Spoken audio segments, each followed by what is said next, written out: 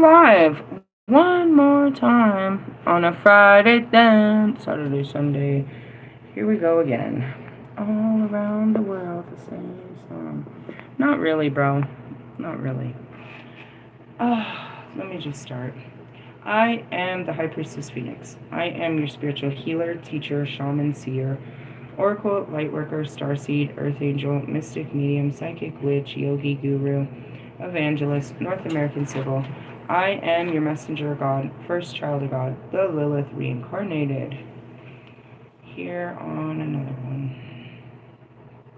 I don't know if you can keep up with me. It's really not in any of my other videos. I took in, as I told the kids as I walked in, I was like, I have literally heard probably 9 of 10 most believe it or not fucking shit today. I really wasn't out enough to even take in that much information. And I just sit there with all of it and I'm like, I wish I never knew none of this. I wish I never knew none of this. And I'm coming up the elevator. I'm like, how am I supposed to? Nobody even writes about this. And it was that moment I realized this is where I write my book. Nobody's ever told about, there's never been someone like me. Nobody's ever told what it's been, what it feels like to be a spirit having the human experience. Everybody's wrote books about their spiritual experience, becoming spiritual, having spiritual interactions when the spirit comes to talk to them, you know, what the spirit realm looks like, blah, blah, blah, blah, blah, blah, blah. But nobody's ever talked about what it means to be your higher self with a name other than higher self, to know who that higher self is, and to become it again, and then be stuck in the bodily form. It's such a kind of fucked up experience if you look at it. It's like the spirit wants to take over, so it guides you to put it into the body, only to be stuck in the body. It's like, I worked to put myself in this body. Why did I do this? I am so stuck here, living a life again. But I guess it's better to live the life than to just watch it, I suppose. So Jude came out and she's like, what are you doing? I was like, just tripping. She's all tripping? It's like, just taking it all in. It's a trip. Just watch people and it's just a fucking trip. Something happened today that just tripped me the fuck out, and everything after that was just trippy. What happened? I saw a glitch. Jude was sitting right next to me when it happened. It was the biggest glitch. Neither one of us are fully sure. When she came up, I was like, as you were walking up, I was thinking what she said. Why was she crying about Mac Miller as soon as she woke up? It's like, dude, I keep asking myself that question. What are you talking about? Exactly, bro. But when I heard that name, I knew to pay attention. I don't pay attention always. I just watch. I don't take it all in because it's too much. There's too much to take in. But I take in just more than enough. What are we talking about? It's very weird. Everything was weird. And that's what I said. Dude, she's just a fucking weirdo. What happened? I can't even put it in words. It was so weird. I turned to Jude. I was sitting next to Jude. We're sitting there on the, on the wall, and Diana's standing over there. And I tell her that people at school have given my daughter a lot of research, or a lot of resources for transgender freaking, resources. In the essence, there's like a transgender thrift store. There's places where you can go and get, that stuff, whatever it may be. So basically, my daughter is interested in a binder. And we were talking about it. I was like, she was like, yeah, they're fucking expensive. And Diana heard us. I'm replaying exactly what happened. Diana heard us talking about it, and she's like, this is what she said. She's like, Yeah, binders are fucking expensive. And Diana said, yeah, I don't know how Staples stays a freaking, stays, it was so weird. How Staples stays in business, right? She thinks we're talking about a school binder. She says some weird joke to the effect of, and we're like, and I look at her and I was like, and my boobs are currently hanging out in the outfit that I'm wearing, like, enormously. And I'm like, no, we're talking about, and I grab my boobs. And all of a sudden, this glitch happens in front of us. She's like, oh. And then she, like, puts her head down and she comes up and she says the weirdest fucking thing ever. She changes the subject so drastically. And she goes into this weird thing where she's like, she's like, it's so weird. I had Mac Miller on my mind this morning so bad. Like, I woke up and I was just crying about him. And I looked at her and I said, why? Is it his birthday, or did he die today or something? She's like, no, it's just with everything going on in my life and everything that's going on, I just really felt it. And then all of a sudden the energy shifted and she had to go with her kids. Her kids started acting horrendous and she was going to take them up for a nap. And after she left, I gave it about 2 minutes. Me and Jude are just sitting there and quiet. And I was like, bro, did you fucking see that? She's like, I did. It's like, bro, what the fuck was that? She's like, I have no fucking idea. I was like, she completely disassociated, changed and went somewhere totally different. I was like, I would have never noticed if she didn't say Mac's name. I was like, Mac called me to pay attention to whatever the fuck that was. I was like, that was fucking weird. And so at this moment, a radar goes off. A big ass red light goes off. And my brain starts running through imagery, which you would call memories. It's showing me all what we would know now is red flags. So when you see something that you can't make sense of, your brain is trying to make sense of it. So it's bringing together all the information or evidence to come up with some kind of solution. It wants to make sense of what was that. When my brain is trying to understand it, it's showing me all of the rarities, all of the anomalies of her behaviors and how many of them are. And I was like, hold on, dude. It's like, there's something going on here, dude. Something weird just happened here, dude. I was like, can I ask you a question that you won't judge me on? She's like, sure. I was like, have you ever wondered where she gets her money? And her eyes light up. It's like, I have. It's like, well, that was the first question I wondered. Now I have like 50. And we start going through this. We start pouring through this, dude. We're like using what we've seen, all these weird things that we've seen. I'm like, what the fuck? What the fuck?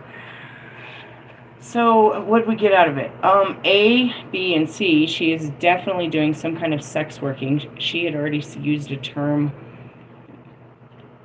Where did you get the money? I went to the hose. I had to like Google that and talk to us, call a friend and everything to understand what that fucking meant.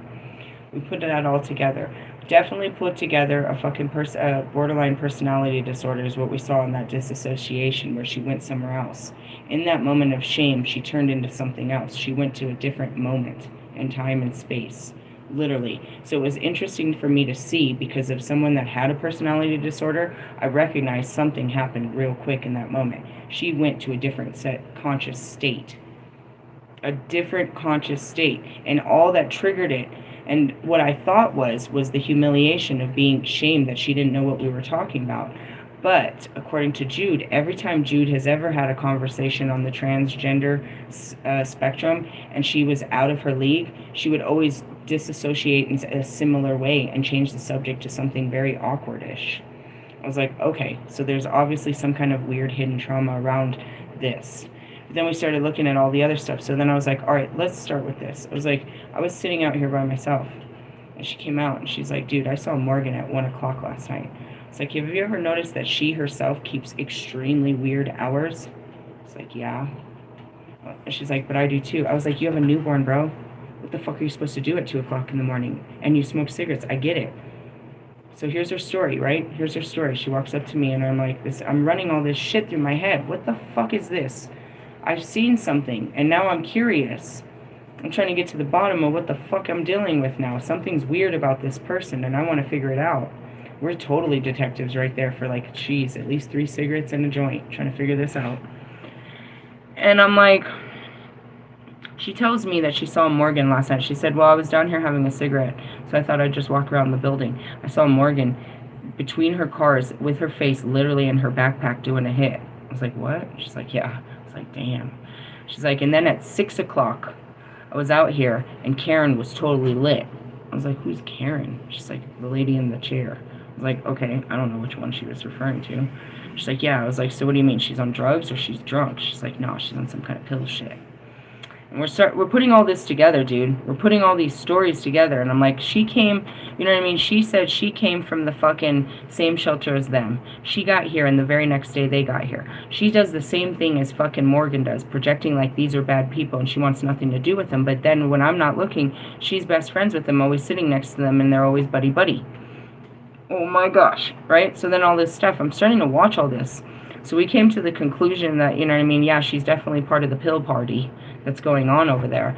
And then all of that walking through the streets and shit. She was like, you know, I was like, you know, how do you fucking afford, you know what I mean, fucking McDonald's and fucking, you know what I mean? And she pointed it out. I was like, McDonald's and Starbucks. And she's like, and a pack of Newports.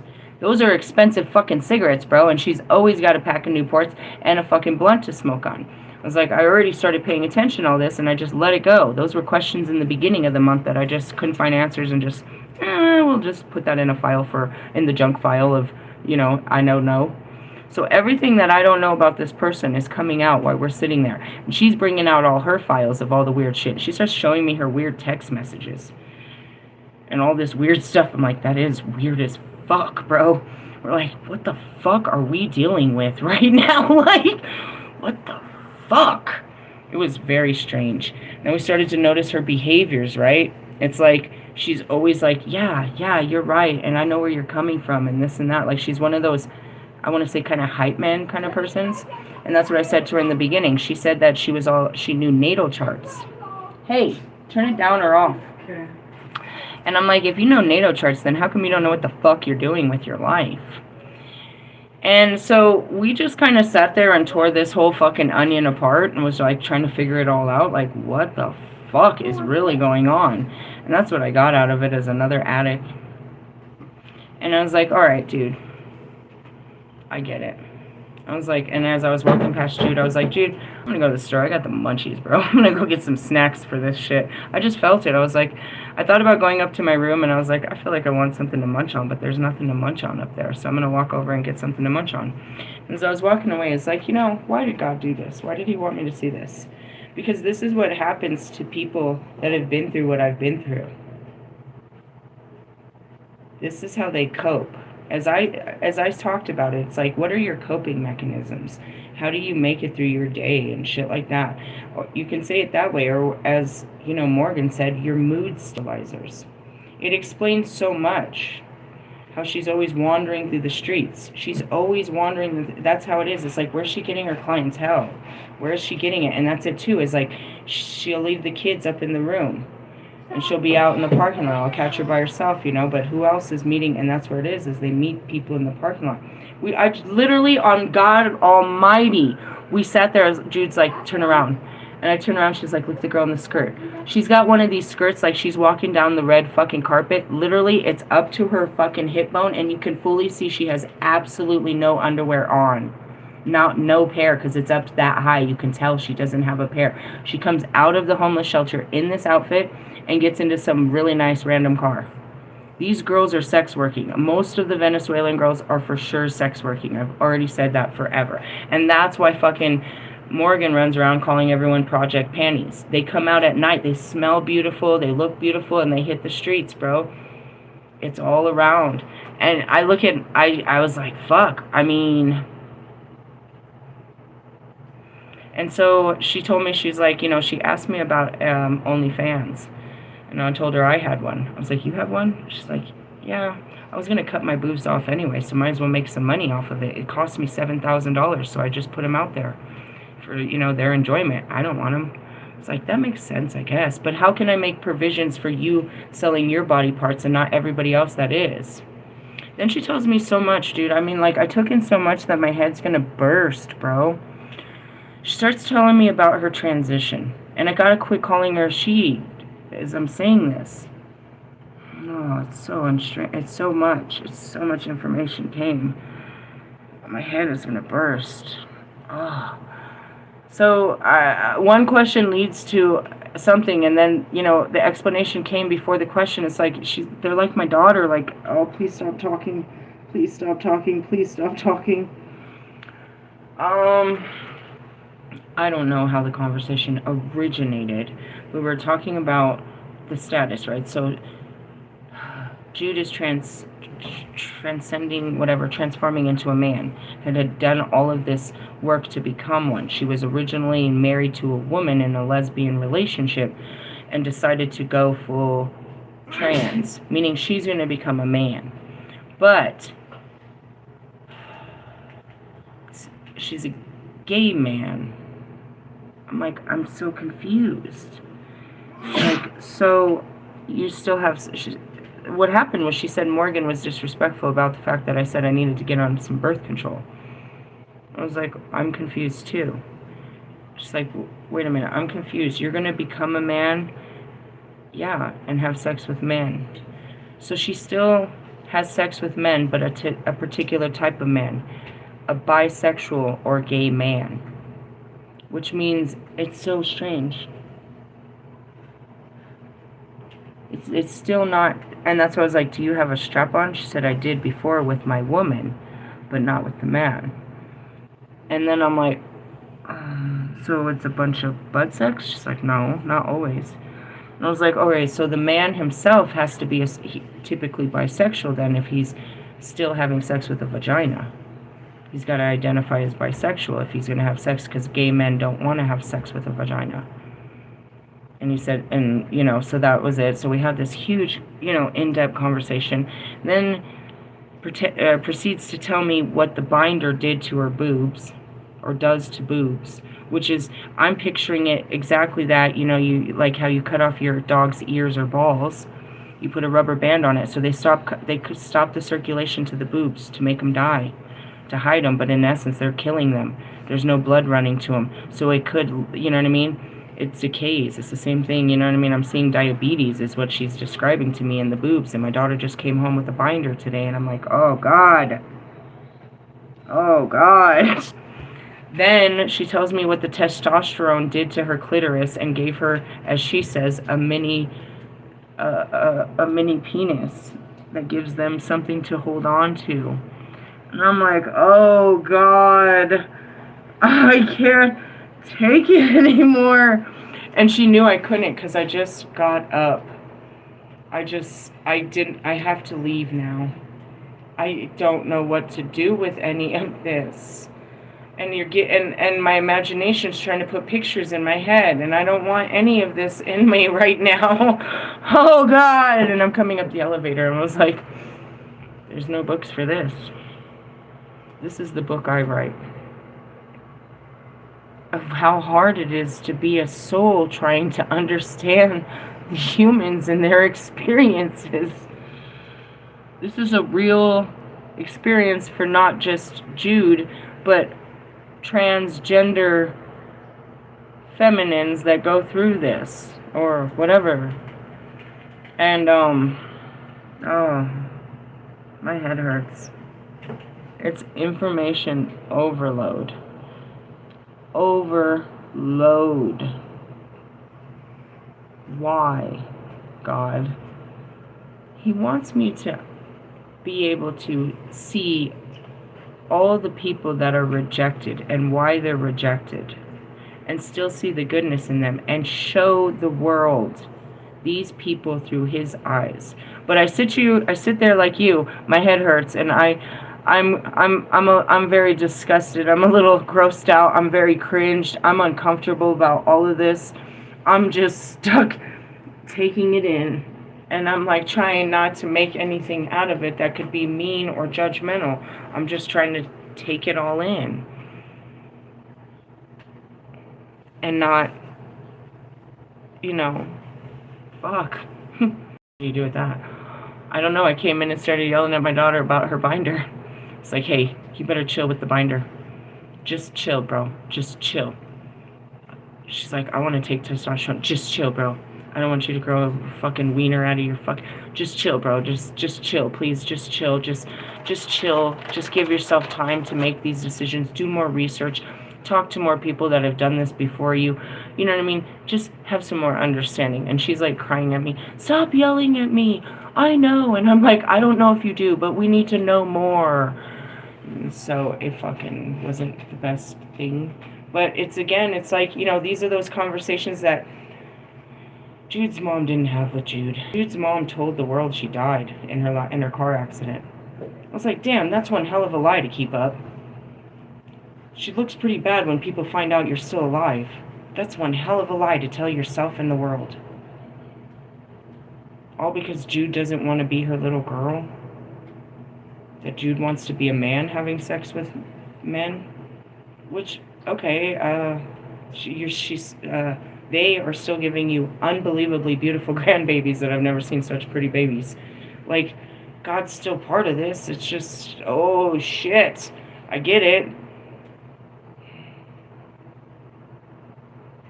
I don't know. It was too much for me. I'm blocked. I am like just sitting here like, what? And ego death is where your brain just, you go numb, you just turn off. You're like, well, I can't hold my head up anymore. I'm glad I bought a bunch of snacks and shit. My spirit knew I was going to get blown away. It started to be like that, you know what I mean? I started to like look at everything. Like, you look at everyone, you say, like, if you want, I didn't put Jude under the microscope, but I definitely put Morgan. And I definitely had to, I put Morgan in, I've been putting Morgan under the microscope all week. And then, and she acts like nothing. Dude, her and her daughter walked by me, her daughter waved at me and shit, and she's like, she sent me a text, she's like, hey, I need to get that other jack out of your car. And I was like, ugh, I feel like being a cunt to you and ignoring your messages like you did me. But I had her come get it and shit, and like, you know, I'm still friendly, but it's like, you guys are so fucking delirious. And then I go back to, you know what I mean, the great act that fucking Diana's doing. She wants you to look at everybody but her. Look at them. And that's what she is. She'd come out and tell you everybody's business. She told me so much about them. But then you know, you stop looking at them for a minute and you look at the other person, you're like, hold on a second. What the fuck? That's what happened to me and Jude today. We just, all of a sudden, we saw her do something weird. And I was like, if you were going to leave, I was just going to be stuck with this. It's like, dude, where's there to go? Started laughing, and we really just started tearing apart. And then she left, and she came back, and I told her that. I was like, dude, I'm still trying to figure out why she woke up crying about Mac Miller. I know that people loved, you know, you have a thing with these celebrities and stuff. But, you know, Mac, first off, he's a love energy. He was all about love. He wasn't about, you know, suffering, not like Jews that was all telling about the suffering and shit. Mac was all about spreading the love. So it's like when you think of Mac Miller, you should be filled with love, not sadness. So it was just, the whole thing was so fucking odd. And it was just a glitch. And all of a sudden she like acted weird and left. And then I started noticing, you know, we started with her wardrobe, how she's dressing different. I was like, that's exactly what made me notice something was up with fucking Morgan. She started dressing, she started looking different. That's what it is your actions get louder and louder and louder till I see them. It's like you're screaming. The truth is screaming from outside of you. And you know what I mean? And then people like us just see it one day like, what the fuck was that? And if I wasn't there to elaborate on what we had seen, it would just be another one of those moments. And that's where we realized there's been a million of these moments that we've seen with her that we just let roll off the back of our tail feather. And didn't, you know, put it together. And it's just that. It's like, I can tell you on a spiritual level why God is introducing me to people so I can introduce the world to such people. But at the same time, we're also looking at various levels of hurt people and their patterns. You know, we run more or less, this is spiritual psychology over here. So we're spending all the time understanding our own, mind especially. But that's what it is. It's like the spirit's trying to understand the minds of others, which is mankind. Man is made up of the mind. That's your conscious. So that's what we're trying to do, you know what I mean? So your mind is trying to understand the spiritual world. The spiritual world, me and those of the spirit, are trying to understand the man's mind. And that's where, I sit there with the divine and we just sit there. They're like, they're watching me just taking this experience so that I can come back and tell them what it feels like, what it looks like, what it is. And though it's not in a book, I write the book. I write the real book of what it really meant to be a twin flame and heal. Not one of these fake relationships that swear they have some telepathic connection and they're from a different time. I'd like to meet these losers. I like to tap into your Akashic records. Come here, losers. In the essence, there's a lot of these books that I bring to you that haven't been written yet. We're currently writing them in this, where a book is written about an experience. We're taking the experience and these are the writings. And that's where it is. It's like there's no books to tell you what it meant because none of the spirits, you know what I mean? You go back and you were always a spirit, but nobody wrote the book. And that's where it'll be. Lilith, a Holy Spirit, walked the lands. Not a prophet, a reincarnated Holy Spirit. And that's why they call me the witness in the Revelation times. Because that's all I do, I just witness. What does it mean to be a witness? To tell testimony.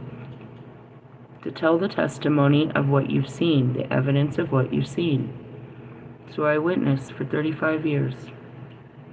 I tell the truth, the whole truth, and nothing but the truth. Sometimes I can't find words. Can't tell you what it really is. I can only tell you what it feels like. So then I tell you every day what I experienced and what it made me feel like. And how my mind saw it versus how God sees it. And how I'm supposed to see things versus how my little mind sees it. My narrow mind couldn't take that, dude. And when she started talking about the deformation of her clitoris, I was out of there. I was out of there, bro. Why? Well, I mean, I told her as I was cringing, I was like, I have prude ears. I'm not when I'm speaking it, but when I'm hearing it, I get very uncomfortable, very cringe. I don't know. Maybe it was just that particular conversation. It was a little bit too mature for me. And that's where you think about it. It's like, is it? When my daughter is, 13, 14, 15, having these conversations, and I'm 42, and I'm not ready to have this conversation that's being had around the world. I don't want to be part of it. I want to run from it. It's too harsh for my ears. But it's somebody's life, and not just somebody, many bodies.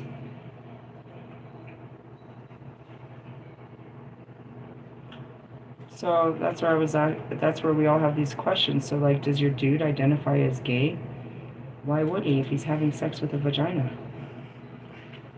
He identifies that Jude's masculine. That's it. Did Jude have to do all this to identify as masculine? Yes. No more am I going to fight this. You're going to address me properly. So if I have to, I'll cut off my tits and grow a dick. Holy shit! That was very literal. That's what she said happened. Just taking the testosterone for a couple of years. It blows up stuff and does stuff. Nobody told me that. My daughter definitely didn't tell me that was going to happen. And then you think about it, my daughter. Do you think I want my daughter to destroy her body when she hasn't even discovered it yet? Can you just give it some time? Can you grow into it? Don't hate it yet. Give it time to see what you do and don't like. Don't hate them. And that's what's so weird is because she's not fully established yet. This morning was picture day. She dressed goth and had the most unbelievable cleavage that would have turned any boy in her school on. She had these amazing, beautiful boobs like I have. And she had this shirt cut like as far down as mine. But then somebody gave her, she had every intention to change her clothes later. But then somebody gives her a binder, and now she's going to go full dude. And it's fluid. She goes from one to the other. But if you take away this option, you're limiting your options here. You can be a beautiful man or a beautiful girl any day of the week. And that's the ability. You're going to take away your abilities. And something like that, you might regret taking that away. She, you know what I mean? She doesn't have a reason to hate them yet. She just hates the attention it gives, and the, you know what I mean? And I get that, like, because, you know, I keep mine hidden. As soon as they're out, they're like, oh, shit. It's a totally different attention. And these girls, that's the only attention they can get. They want, you know, they want to buy my size. They want to buy them, and it's like, dude, you don't even. And then you got my daughter who wants to cut them off. Jeez, girls, we are going through some stuff. And as I say this, it goes back to, you know what I mean, the exploration of the body, the self. It's intriguing because of all this exploration, you know what I mean? It, again, what Jude's doing to her body doesn't change sexual preference, just the type of man. And it was funny when she said this, I was like, you probably like my ex-husband then. He seems to be bisexual. He definitely identifies as, you know, gay-ish. But obviously was having sex with vaginas. So I think this is all, you know, let me give you his OnlyFans. Oh, God, it's humbling the fucking shit out of me. Do you see this? This is unfucking real. Why? Because I stand for equality, so I have to find some equalness in all of this and make sure everybody respects everybody, you know, through all this bullshit. Oh, man, this is heavy duty. Go talk to a church about that. Oh, my God, please don't make me have this conversation with nobody. And that's what it is. I have to be a voice for the people that don't have one, or the ones that are real quiet, that are gossiping and shit. I need to hear the words. Do you hear the words that came out? Bro, she knew I took too much in. And I'll come back and I'll apologize. And it's like, I'm sorry. I know you saw that I nerd out. I couldn't take it. My little head bursted and my knees gave out, literally. That's why I told her, I was like, I've been sitting here for like an hour. I'm old and my knees hurt. I gotta get up. I gotta go. My knees is weak. I meant it very literally right there. Like, you're making my knees weak. I gotta get out of this conversation. Run. Run, Forrest. It's only going to get worse from here. Meaning I couldn't take anymore, bro. And that's just because it was more than I was ever ready for. But you're never ready for the truth, whoever's truth it is. And that truth deserves love, understanding, compassion, and any forgiveness, you know what I mean, that's on either part for your fucking ignorance. And that's where it was with, we were working through, you know, the whole Diana thing. We're just trying to have understanding, compassion. You know what I mean? All forgiveness and love for it, but we're just trying to figure out what we're dealing with here. Because right now we're realizing that there's a lot we don't know.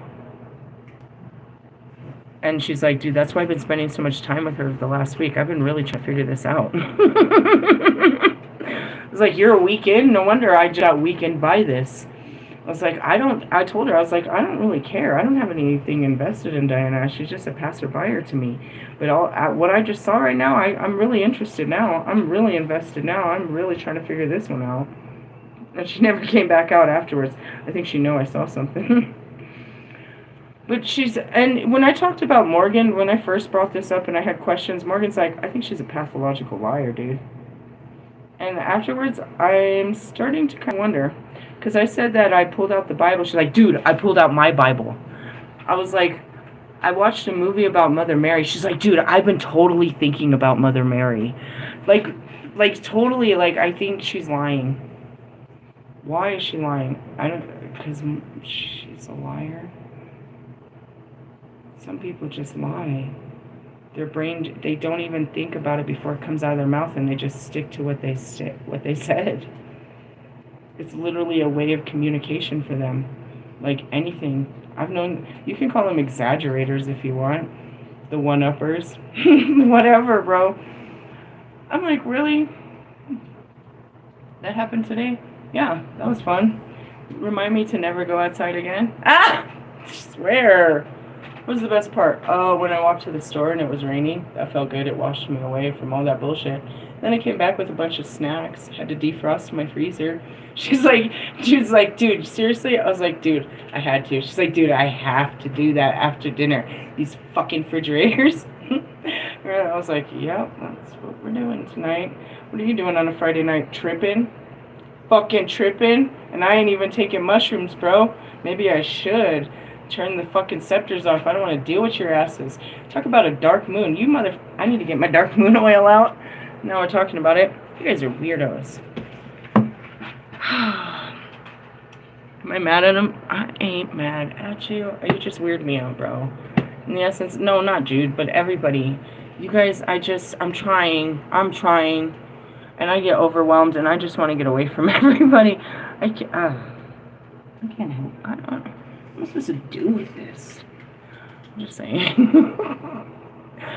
You like my exciting life? It's so exciting, right? Oh, yeah. It's full of adventures. That goes back to the Mary movie. It's like, is your life dull as a priestess? Being face to face with God? Nah, never dull. Never a dull moment. I sit still all day. It looks like nothing's happening, but Jesus Christ. Does it ever stop? That's how I be. The weather was beautiful, though. It was really gorgeous. And I got some gummy bears. That was nice. How was your fucking Friday? I just wanted to dump you with everything that got dumped on me. Why? Because I know how I feel. Just kidding. No, because somewhere in the universe that conversation needed to be had. And so the universe had that conversation with me. And what am I going to do with it? I'm going to give it to you. All I got in my hand is this. It's like I really want to leave this planet now. Metatron, beam me up. Oh, man. Really? Yeah. When I sit back and all this shit happens, I look at God like, I look up at them like, why? Oh, why? Why did you send these people? Why am I sitting here? Why did you even tell me to come outside? Why did they tell me? What do you want me to do? There's a lot of questions. Don't ask. Ask and it shall be given. Stop asking questions. I told you guys. You guys want to know the divine? Come on, bro. I'll tell you everything you want to know. If you can just protect me from this world. I'll help you get back to God and protect you from all evil. If you can protect me from the fucking creepo people of this world. They're not creeps. It just creeps me out. Like, come on. I don't want to have these weird... I'm a virgin, bro. In essence. I'm not even sure if I like penis. And all of this is like, when you're talking about these are my options, astronaut, I'm like, oh, send me a Joseph and just let me inseminate me. Send me a Joseph and inseminate me. I don't want to go through sexual exploration in this life. Dating. You think the hard part is dating. Do you see there's a lot more? I'm scared. Just don't send me out there like this. I'm staying in my chastity belt, serving my Lord. Thank you. Thank you. And then for those that don't know, just so you do know, and just to make it crazier than it ever was, I made a pact with Mac Miller that my next child will be him, and I will bring him back to life. Why? I don't know. God said. I promised. It's part of the promise. So that's what starts all this weird shit. What the fuck is going on around here? Why did you mention that name? And then when you're talking to Gabriel and all this, you try to put it all together and make some kind of language out of this. You're like, God, what are you trying to tell me here? I don't know. People are weird. They're not. They're trying to find themselves. And those that are not are trying to lose themselves. That's what it is. It's constant flow of that. You know what I mean? Like, so what's up with Morgan? She's trying to lose herself. What's up with Diana? She's trying to lose herself. What's up with you? You're trying to lose yourself. And then there's those of us that are on the self, exploratory fucking discovery zone where we're just trying to find ourselves in a world that doesn't make sense anymore. And you guys are trying to lose yourself in a world that doesn't make sense anymore. It's just the polarities, I suppose.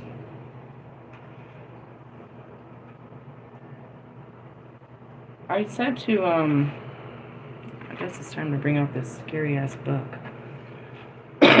Well, I said to Diana before she acted weird, this was before Jude came, we were talking about Morgan.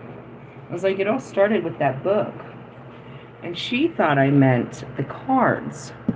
Morgan bought these fucking cards. She went with me to a spiritual store, and she was guided to buy... Oh, wow. These cards. And I was like, I thought it was cool at first because the Morgan, I am the Morgan, and the crows, I thought it meant it was in alignment. Until she tells me her first card and she shows it. I was like, bring it to me. I was like, holy shit, give me those cards, bro. Those are shadows. That's the dark night of the soul journey. You don't want to start with that. That's where I teach people, dude. You don't want to go into there. Give me those cards and I'll take you to the spiritual store and we'll get you a noob deck. So Diana's like, it started when she got the cards. I was like, no shit. But I believed it started when I got this fucking book.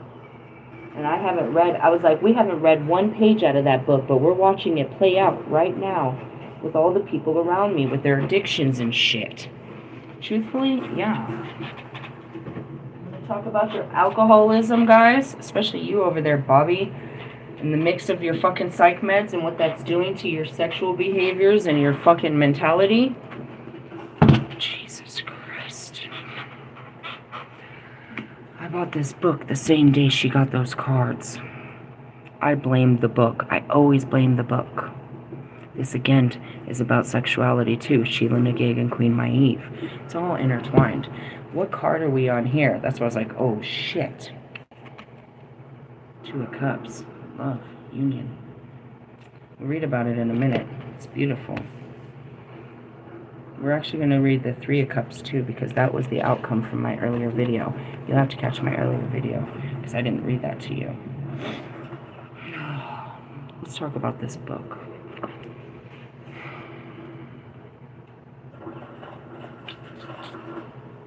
So this book takes... Alright, let me just read from the beginning. In the popular imagination, the great drinkers are always Celts. You think about that, yeah, because on St. Patrick's Day, it's all known for drinking, but are they bigger drinkers than the Russians?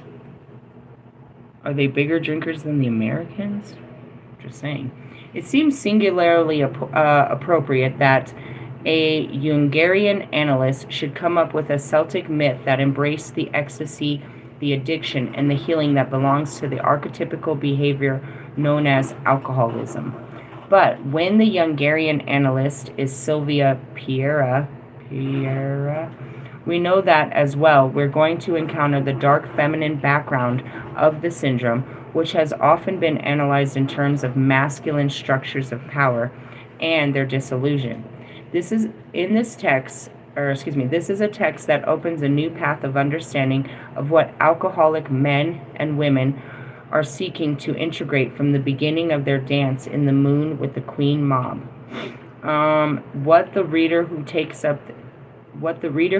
this book is likely to experience is the pleasure of moving with ideas that celebrate the inconsistency of affect and respect, the integrity of emotional process that inheres even the darkest nights of our soul. This is from the president of the C.G. Young Institute. This was just his idea about it. These were people that, put their mark of approval on Sylvia.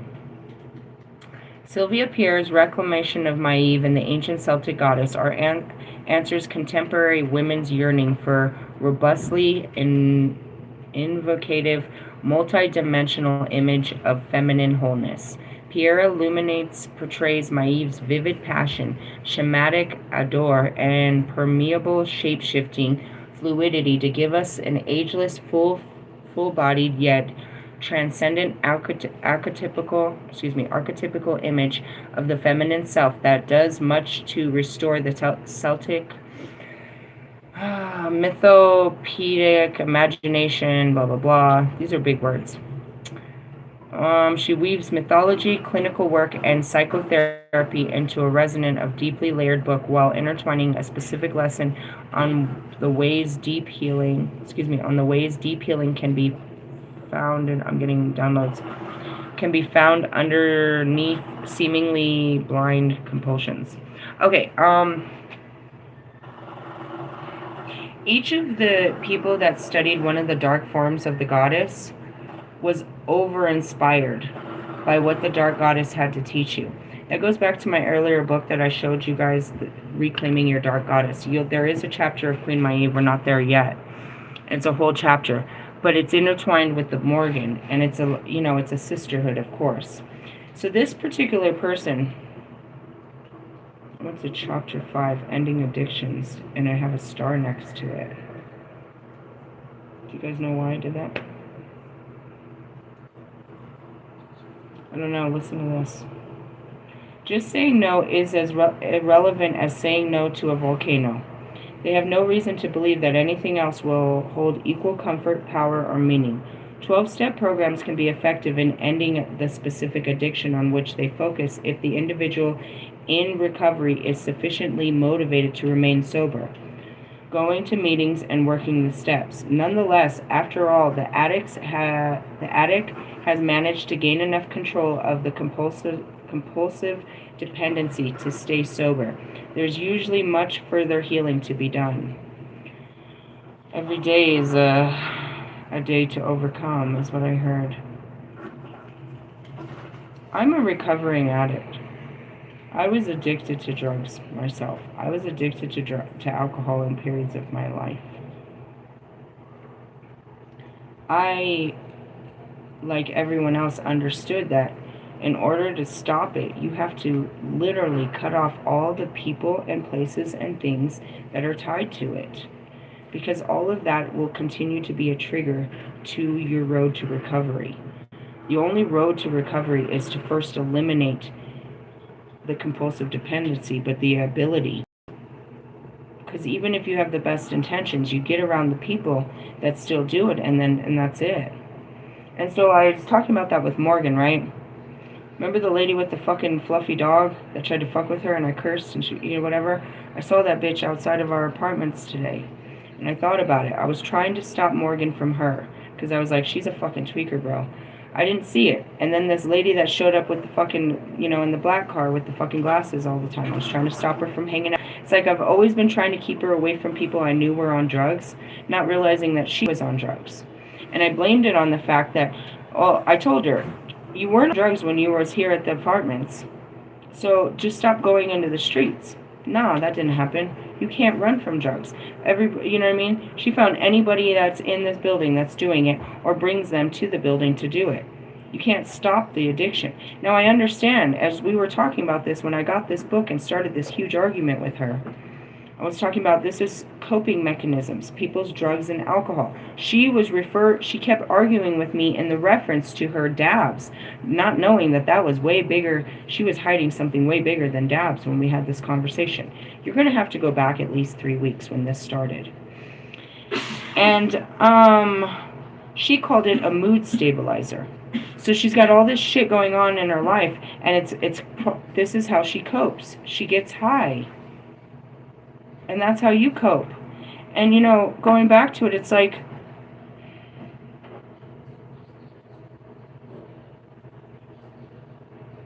I just had to go quiet because I'm trying to protect you.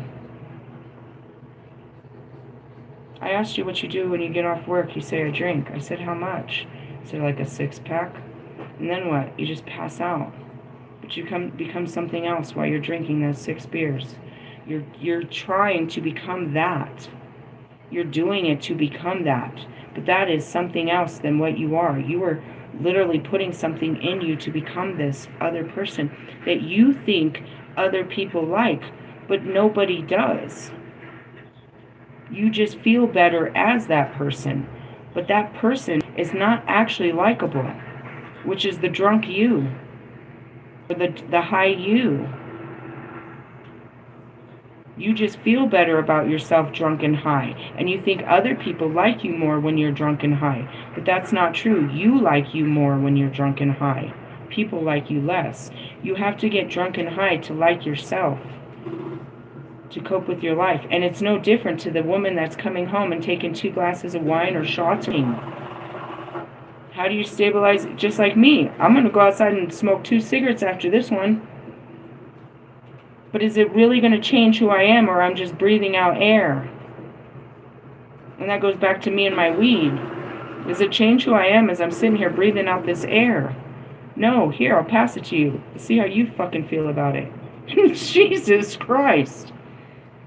But you're trying to do something, as I said, to escape, or to cope, or to stabilize your mood. What do I do when I don't know what to do? I run here. When I've had too much, I come to God. That's my coping mechanism. That's my mood stabilizer. That's my high, my most high. That's what they teach you to do, is to replace that with something healthy. You know what I mean? When you know that you're going to relapse, or you know that you're feeling lonely, and during these times you tend to have a drink, then you do something to not feel lonely. You take yourself out of the pattern before the pattern takes you out. But in essence, you know what I mean? Like, this is way later, when you've made a decision that you just don't want to do this no more. As hard as it's going to take, you're willing to keep trying, because you don't want to do this anymore. You totally don't want to be that part of yourself anymore. I think that's the difference between us recoveries and the actual addicts still in the addiction. I used to wonder, and the truth is I didn't like how I was on drugs or alcohol. Other people like it. That's what the difference was. We get to a point where we didn't like it, and that's what was the drive to stop it, is that no longer liking it. That's where the want to stop. Doesn't mean you can. And that's where it is. You know, God makes things, makes it less enjoyable to where you no longer want it in your life. You know what I mean? You overindulge in whatever it is until you no longer want it. It no longer satisfies you. You no longer like it. And that can be anything in your life. You know, I used to really like bike riding until, you know, just overdid it, and now I'm not putting my ass on my cheeks on a bike ever again. And I don't know, maybe you fell so hard, I don't know, whatever the case may be. But that's what it is we got to the bottom of that. It's like, nah, she's hiding a lot more. But in essence, do you judge her? What is she supposed to do? She can't make money. There's no child care assistance. She has 2 very strong spectrum kids, bro. I watched them do something today, and I was like, you got to do something about that. You've got to do something about that. They have a thing where she has them in a carriage. She calls it a carriage. It's just a big ass wagon. It's one of those fabric ones. All these mothers have them. I didn't have one. That would have been cool instead of double strollers. This big ass fucking stroller. They all have them around here. And so she has these big. She has, like, I think he's maybe, I don't know, 4 and 5, 4 and 6 in there, and they throw shit out of it. They're constantly throwing the shit, and she just chases it and puts it back in, chases it. I've seen it forever. I've heard about it, but then I really seen it today. I'm on the 5th floor. They had gotten off the elevator on the other side of the building, and he threw one of his toys off the 5th floor, and I watched it fall over. Like, oh my God. Luckily, it didn't hit anyone. But if that little fucking motorcycle, plastic motorcycle from the 5th floor would have fell down and hit anybody in the head, face, a stroller passing by, anybody, it would have fucked them up. She's told me stories about them throwing shit off the 5th floor, and I didn't realize how fucking dangerous it was. Right? So she's sitting out in front with me, and she lets them out of the carriage, and they're sitting next to us. And I was like, don't throw stuff. Don't throw stuff. Immediately, both of them start throwing handfuls of rocks at the cars. Like, literally, they're hitting the hood, they're hitting the glass. I'm like, and I just grabbed them. I'm like, get them. No. It's like, you can't let them do this. This is I understand that they have tics and that they have, you know, they're autistic and they have, You have to stop this. I will never park my car knowing that you bring these kids up here and they're constantly throwing shit. Just the toys alone out of their carriage that they're throwing at cars and things going by. She's told me stories about how they'll throw, they go through the stores, and one time he threw a big old gallon of chocolate milk on the floor and at the end of the night, and they're constantly doing this because you're not stopping them. You have not taught them that this is not okay. They're special needs. That means you have to find a special way to teach them. They're not dumb. They can learn. Can you teach them? I just had this conversation with her about how I saw the toy fly off the 5th floor when she pulls them out and they start throwing rocks at the cars. So when Jude walks up, Jude helps her strap these kids in. She's like, I love you to death and you know I love your kids, but we got to do this. So she straps them back in and they start getting angry, and that's where it got all, I told you, her kids got all weird and she had to leave right away. But it's like, when I break all of this down, fine, I can have all compassion to you, but what about the kids you're dragging around through this? Like the tea bag. I told you how to make tea. Remember? We don't do it. Bag. No, that's not what we do. Do you see it? I'm pointing to it. Right there. There's a bucket. Nope. No, you're not looking at my finger. You're just staring into space. Look at my finger. Now follow my finger into there. Okay, what's next to that? Yes. 2 spoonfuls.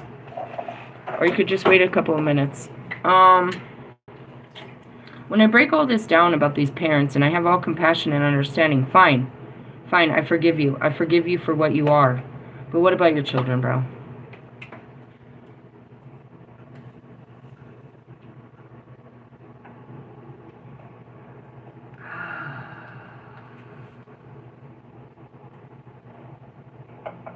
I'm all forgiving about Morgan and her addiction right now, but it doesn't change the fact that she's had her child out in the fucking daylight, in the sun, working on her car for the entire week. And no matter, I told you yesterday's weather was 99 degrees. Today it's a lot cooler, thank God. But she's had her out there under the camera. Check the fucking camera. She's been out there since Monday. How many meals? I don't sit there all day to see if she's taking out food and she's feeding this kid and she's bringing her back in and she's changing her diaper. I'm telling you, she's got the kid out there from the beginning of the fucking morning to the end of fucking night. That's not okay for the kid. I am telling you that I already seen Diana do this, where she fucking is walking up and down the streets with these kids all the fucking time. She's also putting them to sleep and coming out of the building without her kids. These are special needs kids. You can't just always be leaving them alone, but they seem to nap a lot. And there's a lot going on here. I am fully aware at this point that you are obviously on some drugs. You are obviously doing some sex work, and that's fine. But what kind of childhood are you giving your special needs kids while you're over there trying to feed your drug needs by selling your body? That takes time and energy. Where are your kids while you're doing all this? And once you do get high, what kind of mother are you to your children?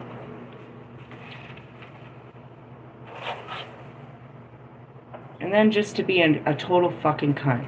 Jude told me, well, the other day I was out here drunk. And so, I was like, you were drunk? Yeah, I had a bad day.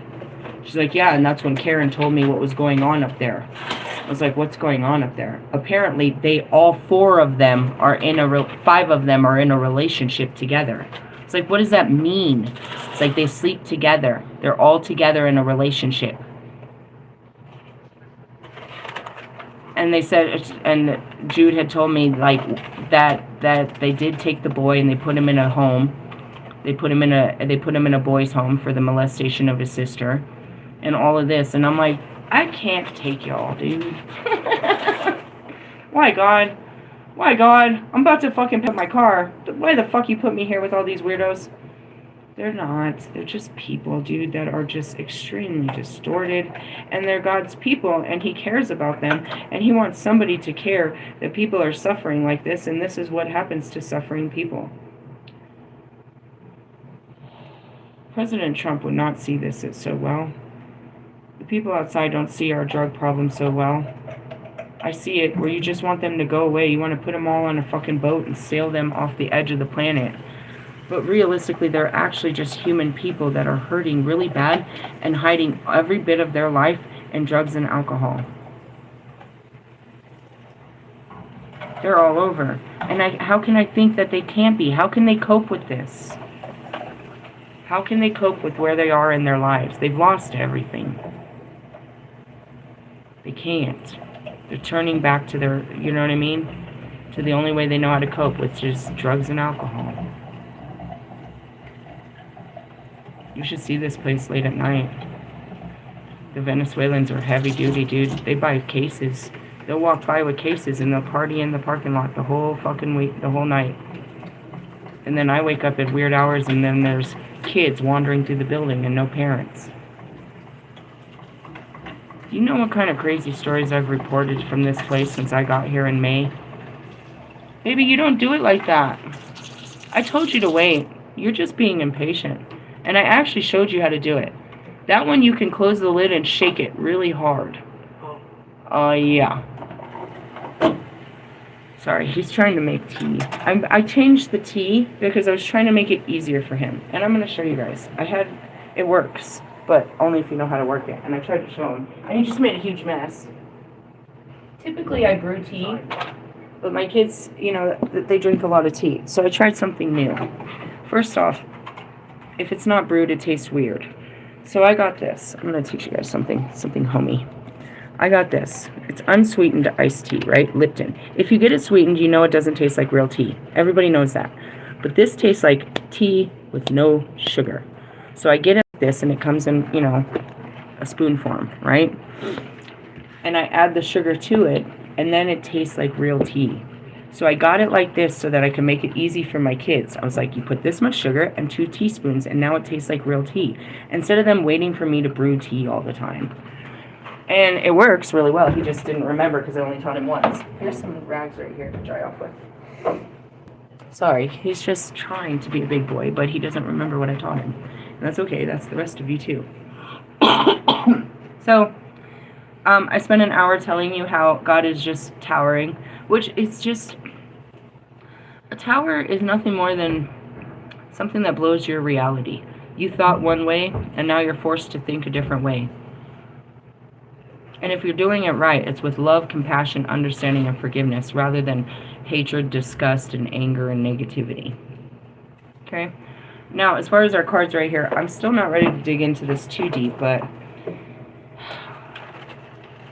Wow, listen to this. Another client, abused by his envious, weak father when he was a child, had introjected the father's eruptive anger against his mother and himself.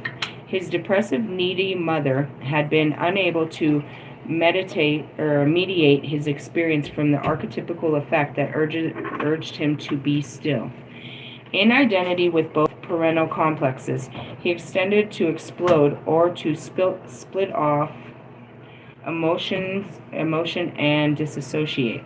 He drank to soothe his rage and the father's envy of his creativity, which he had introjected. He also binged to release the expansive, explosive explosions he craved and feared, and to control them by numbing himself with more alcohol and marijuana. As he became able to refrain from drinking, he began to discover his anger, his fear, and impotence, as well as the intense and frightening energy of his emotions. After working in the safety of therapy for several years, he finally allowed an image of the raw, frightening emotional energy to rise. What is that? The inner child. Do you let it out? And if it comes out, do you beat its ass? Do you let your raw emotions come out? The raw, frightening emotional energy that's inside of you? As I saw that, I seen, you know, the first one I'm seeing is when I snapped on the tree when the beast came out. Gosh, I kept telling him, dude, I could feel it. I was like, I had been under too much pressure. I told him to get away. Just leave me alone. Just leave me alone. He would not leave me alone all day. And then he shows up in the studio on that same ass shit, bro. Any dude would have knocked this motherfucker the fuck out by then. And that's exactly what happened, dude. The dude inside of me had to knock this nigga out, bro. Did I? No, he ducked. But I got him. And that's it. And when it happened, I was so appalled. I couldn't believe it. I was so ashamed. I was just embarrassed, not realizing that, damn, man, should have knocked that nigga out sooner. At first and typically, he felt he was himself in the flames. With encouragement, he allowed himself to enact with dancing movements and loud voice of excitement that this identity with archetypical emotion, the bonfire, caused in him. You're trying to drown the fire, bro. You're just trying to cope. You're trying to take the edge off. You're trying to relax. And you were taught that this is it. And that's where it goes back to that story. It's like, that was a huge trigger for me when he says that's what he does every day when he gets off work. Well, what if you don't do that? Who are you going to be if you don't? Can I ask you not to? Can you control the not drinking? And right away, I'm like, no. So you could say shut off just by that. I shut down in the fact that I don't think you have the power to control this, so I need to walk away. And that's where it is. I see people powerless in their addictions because I understand it. I understand what power they fake. I know the truth behind addiction. So when I see people in their addictions, I know the pain that comes behind it. And that's where it is like, if I would have known, if I would even caught the inclination that you were on some shit, I'm out of there, bro. And that's why my husbands, my brothers, my family members, you know what I mean? They had to have at least the respect to hide it from me because they knew I'd crucify him for it. Why? I worked too hard for my own sobriety for you to bring that shit around me.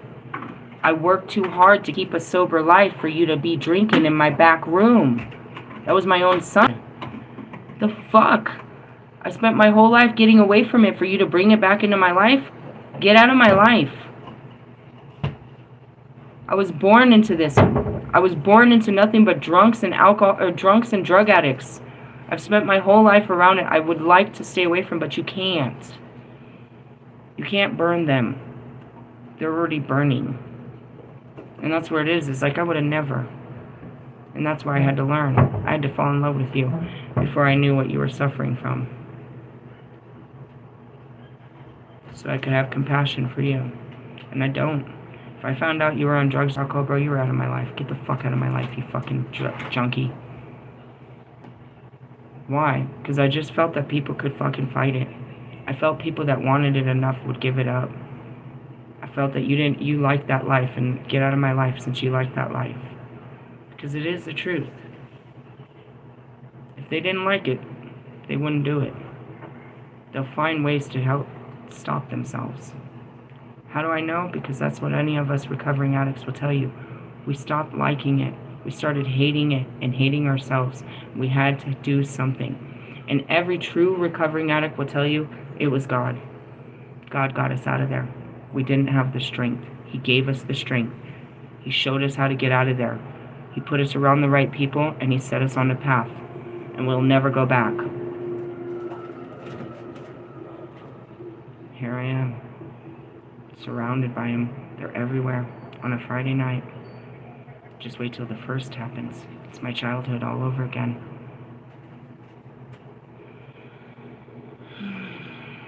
What are we supposed to do? First off, God will eliminate all the darkness when the time comes. But until then, we can do our best to try to bring some of them out. But know that the only ones that are coming out are the ones that walk out on their own. You can't save an addict because their very addiction is saving them from something else. Until they're ready to face what they're running from, they're going to keep running to that thing.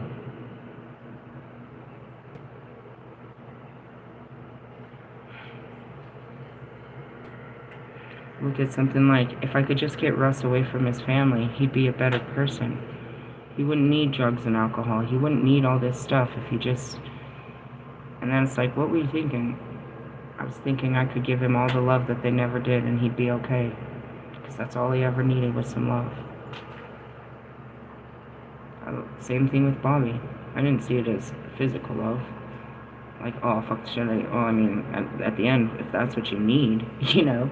It was more like that's what I guess God said I needed. But in that sense, it was like, you know, why'd you think that you could save felt like I could give him enough love that he could love himself again.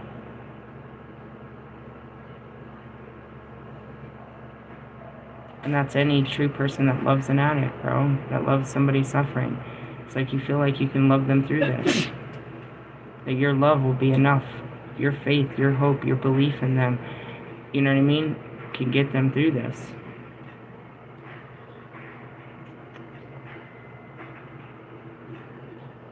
It's not a sign of weakness for you to turn to drugs and alcohol, but it is a sign. It's a sign, it's a call for help for sure. Especially on a Friday night, everybody's calling. That you guys call it the booty call, I guess, if that's what you're going to be doing at the end of the night, all face to ass and shit. Let me read these dark cards and move on. I'm ready to have a freaking meal, and I don't want to go outside. What happened to Jude? Sexual abuse.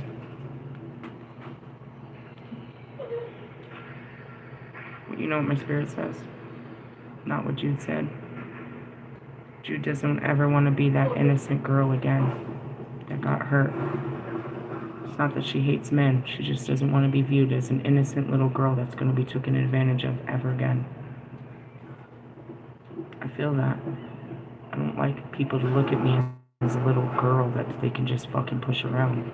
And that's that harsh exterior I give off. That you know, that crab shell. Real hard. So you don't fuck with me. You're not gonna hurt me. She still loves men.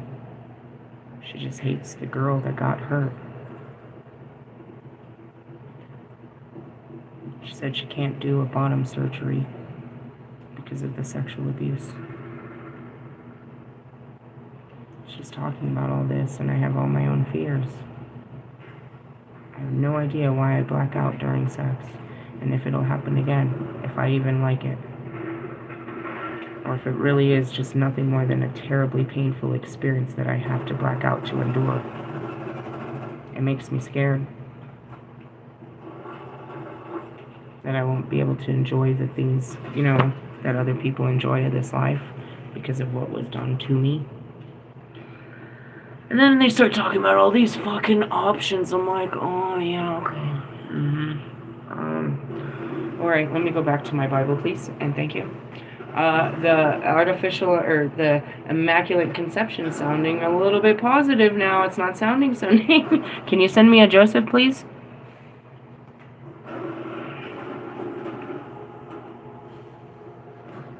Joseph knew that Mary was God's. And he just knew that he had to be her husband, even if he never had her. His job was to be there with her till the end. And just being with her was enough happiness for his life. It satisfied his needs.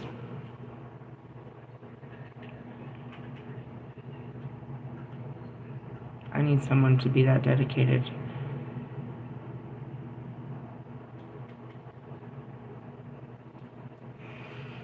Two of Cups. Makes sense as we talk about this.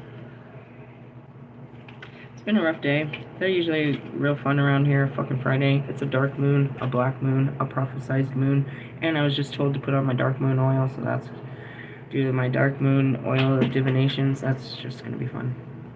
What are we reading? I don't know. Hell on earth, I guess. As if it wasn't already here. Alright, Two of Cups. You see yourself reflected in the eyes of another and begin to truly perceive yourself.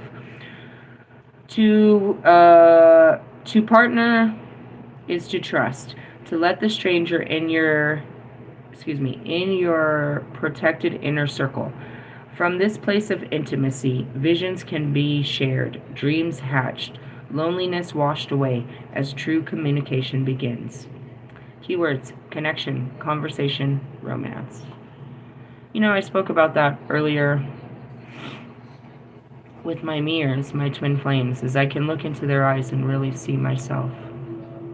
And a true connection is made. I haven't made that connection with logic yet. Not fully. All of them we've made a real good connection.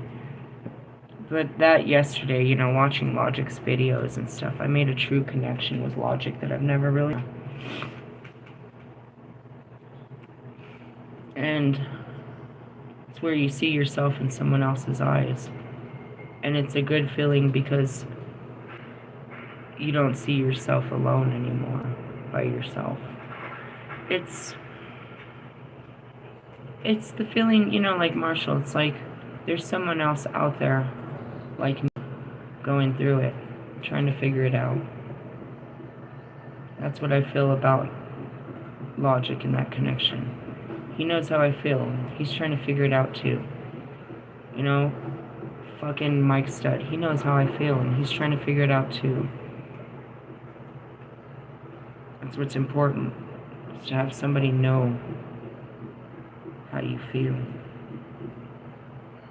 Can't always understand how I think, you know, and that's where I break it down. Is like we can put together, you know, we can put together our thoughts, but how we really feel is where we come together. We can't always agree on how we think, but we can all come to agreement on how we feel. Why? Because feelings are solid, bro. We can all come to it. We can talk about something, right? Just like that. Let's sit down together in a circle. Let's pick a subject. Let's talk about not how we think about it, but how do we feel? And let's keep talking about it till we all feel good about it. Now, if we sit down and we start talking about how we think, there's no limit to how much time and space it'll take for us to all agree on one thought. We can agree on a feeling, but not on a thought, because we all think differently. But the feelings are something we all share. We all share the same feelings. It's a great thing. All right, the Three of Cups came up earlier. In the wild places of the world, you will find your tribe. They're my soul tribe. They're all I got in this, and I have to stick with them. Whenever I leave my freaking little sanctive place and I open up my Instagram, it's usually for them. I never look up somebody else. Facebook gives me shit I've never seen before. They're not on my Facebook. Oh, Lewis. Sometimes Marshall and stuff. Not too much of them. They don't really... They're not big on Facebook. Or at least my Facebook doesn't know they're big to me. But anyways, yeah, they're my tribe. I really hated it to begin with, but it's like, at least I have them. I'm not alone. We came into this world together with a task, and, you know, not all of them will stay with me till the very end, but they're here. They're here with me. I told them in the beginning we were a tribe, and it took them a long time to see what brought us together, why we would be together. I feel like they should have... I feel like it was easier for them to identify each other as brothers than me, their sister. That they could see each other and each other quicker than, you know, our connection. Especially as we started, you know, ping-ponging the mirror. It's like everybody can see themselves in Russ and then Allie and, you know, each other. You can see each other and each other. And I felt like, you know, by the time they all went to Lewis's race, I thought they would all be friends. But then it's like, you know, I'm the one that brings them together. If they were friends, that's where it is. It's like they're not.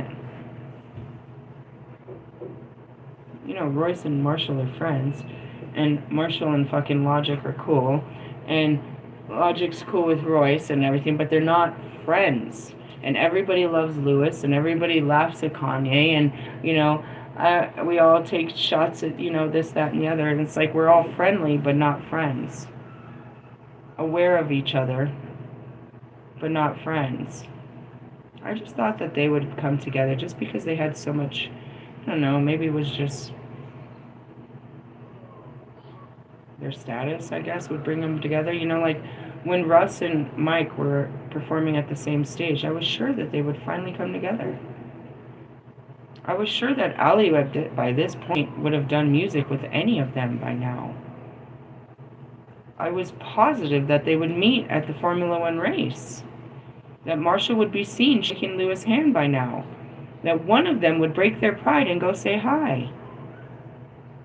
They know that we, you know what I mean, that we're a family, and that every conversation is based around all of each other And I just kind of assumed they'd come together and then come get me. It'd take more of them to face me. None of them wants to face me on their own. I just kind of assumed, because they were part of the same world, that they would link closer. But they're weird. It's a guy thing, I guess. I don't know. Anyways, they're my tribe. The Dirty Dozen. You teach them your songs, and they learn theirs in return. And that's it. I don't even know your shit. You don't even know the name of my band. You're all on me like you want to hold hands. These guys, I swear, they're funny. I've been dragging them along forever.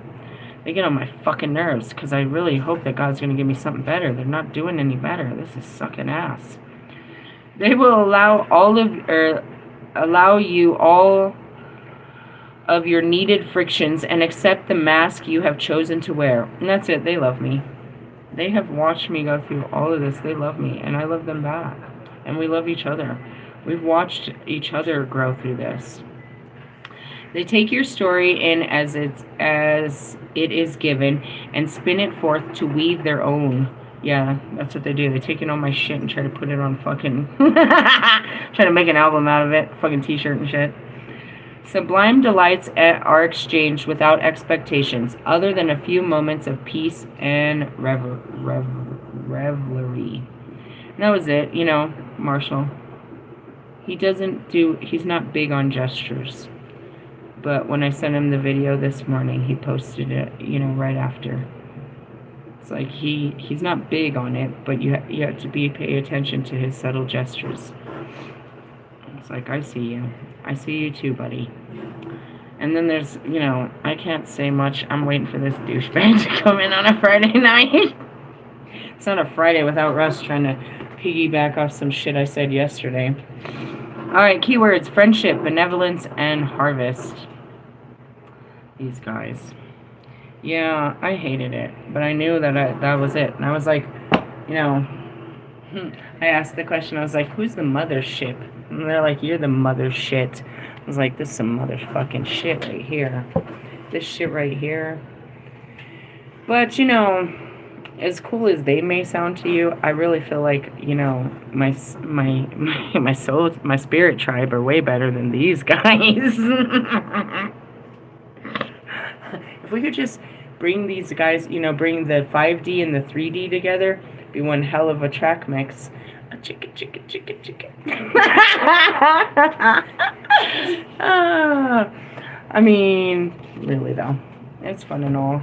But yeah, you guys have to deal with your, I don't know, your sexuality, I guess. We could start there. Your addictive behaviors, your secrets, your lies, whatever you're doing. Stop judging people that are selling their body parts, I guess. We're supposed to, you know, is everybody supposed to, am I the only one that doesn't have fans? Am I the only fan? That's what that douchebag said. You and your one follower. Let me tell you, that one follower is actually me from my other account. So really, I don't have anyone. All that matters is I listen to my own shit. Oh, this was a harsh one, guys. You would have thought, I mean, after something like this, do you need a drink? No, we need to be baptized of this. Need some sweets and, you know, say goodnight. You want to go night-night? I do. I don't want to do. I don't want a human anymore on a Friday night. Tomorrow we'll deal with Osiris. That should be fun. Oh, you're bringing up one of my exes? Oh, my exes. I mean, I would say you are, or am I? Am I resurrecting an ex? Or you are? That could be interesting, considering that I was pulling the lover's card and all this. One of your exes is coming back. Did I resurrect you? I don't think I did. I didn't pull you together. Did you pull yourself together? Oh, God, what do I name this? It definitely has to come with a warning. We talked about all kinds of sexual shit. And it makes sense. Queen Maeve, dude. Sexual prowess and shit. She's like, she's a beast. She's the baby beast to the Morgan girl. She's my baby sister. Beast mode. Beast mode. The Lilith's dangerous. We're getting into some dangerous waters here. Might be time for a baptism by John the Baptist. Just kidding. Hey, I love you guys. I'll catch up with you. Laters, haters.